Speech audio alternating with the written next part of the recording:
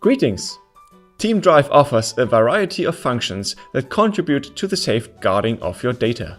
In this video, we want to look closer at one of these functions with which you can configure a new space with the data retention time period settings, which may sometimes be required by law.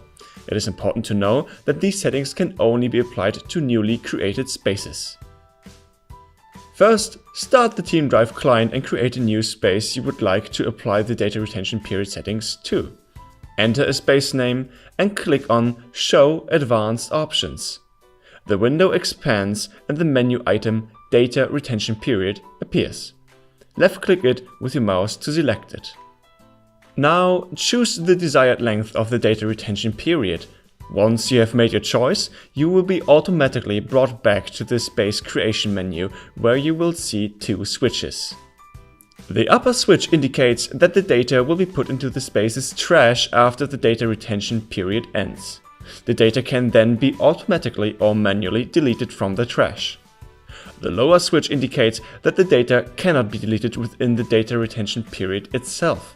Enable or disable the switches as you see fit. After you have made your choice and successfully configured all necessary settings, you can now create the space. The data retention compliant space is visually identifiable in TeamDrive with a paragraph symbol. If you ever need to change the settings, click on Active Spaces, hover the mouse on the space and click on the eye symbol to open the space's information page.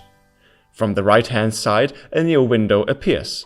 Proceed by clicking on Advanced at the bottom.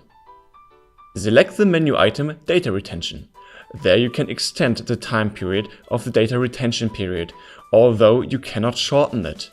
In the menu, there will be a grayed out switch indicating that the fundamental data retention settings which were configured during the creation of a space cannot be changed. If you head back to the main menu and the space's overview, you will see that you no longer are able to delete this space, since it has been configured as a data retention period space. All you can do is leave the space. The same rules apply to the administrator as well if there were different individuals with permitted access to this space.